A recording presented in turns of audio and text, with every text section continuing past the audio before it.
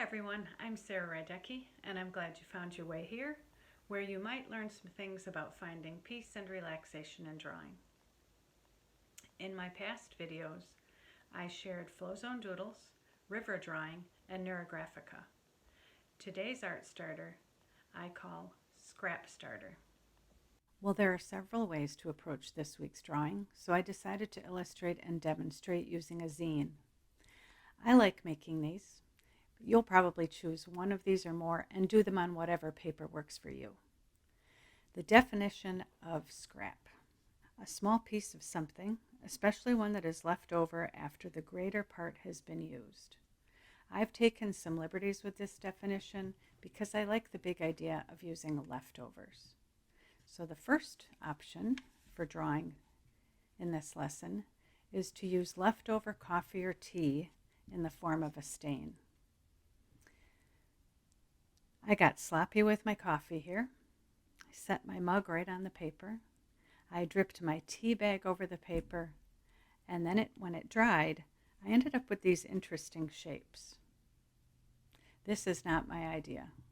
Just Google image search coffee stain drawing, and you'll be able to see lots of cool examples of drawings that started this way. You will also notice in those online images, in mine here, and perhaps in your own when you draw, the pareidolia phenomenon. The pareidolia phenomenon is the tendency to perceive a specific, often meaningful image in a random or ambiguous visual pattern. So, I saw a shape here that reminded me of a profile of a person. This reminded me of a heart, a leaf. These could be eyeballs. They looked like fried eggs before I put these little doodles in the center. This little peanut guy here has a face, a bird head, and you don't have to use this way of thinking to add to your drawing. They could just be lots of repeating lines and patterns and shapes, the kind we've talked about before in previous videos. So have some fun with these coffee or tea stained doodles. The second one, Note Scrap Starter, is my idea that came from my own habit of doodling in a notebook that I keep in my purse. I use it for jotting down notes mostly, but I also use it for quick sketches and doodles. So for this option, find a jotted down note or a list and transform it into a doodle. I actually copied mine out of my notebook and I attached it here.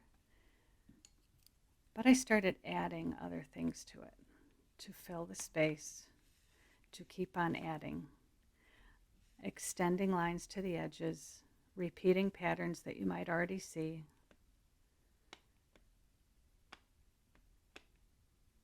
coloring in if you want, and so on. Here, I'll also talk about surrealist artists. Their work can be characterized by 1. Automatic drawing, which we've been doing in previous art starters. 2. Unexpected, illogical, bizarre juxtapositions.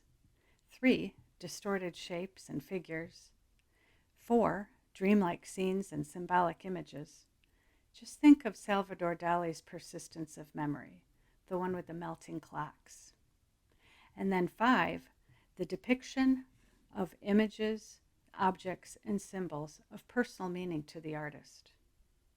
We're going to focus on this one for our next 2 scrap starters.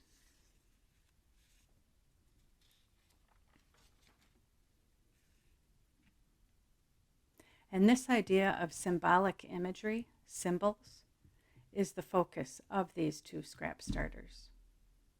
I could have called this week's art starter Scrap and Symbol Starter. Here I incorporated a symbol, the question mark, into my drawing. And then I came upon this quote from a book I'm reading right now called The Book of Awakening by Mark Nepo. People have always saved scraps of their experience to help remind them of the forces of life that can't always be seen. He's talking about objects we keep that have personal meaning. These scraps or pieces left behind can become symbols, visual representations of a person, time, place, or experience.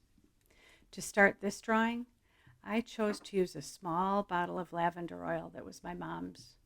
I cherish it as a symbol of her being no longer with us. I simply traced it and let that be the start to some automatic drawing. Traced around it and then began somewhat randomly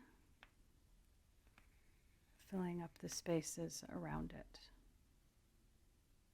So this one might appeal to you if you have an object of personal meaning that you would like to use as a starter for one of your drawings.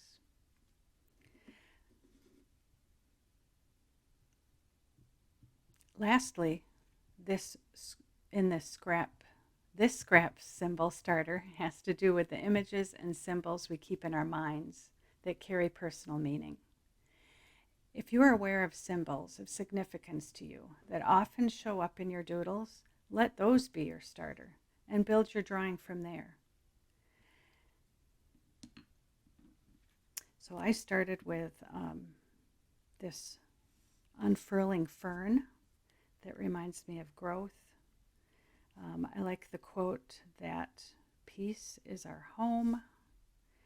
I like moths as they're attracted to light. And then I would continue filling up the space. Again, just letting the mind go, flow, whatever seems right to you. No preconceived notions here. Relaxing. Don't worry about what it looks like in the end. Just enjoy that process of filling the space.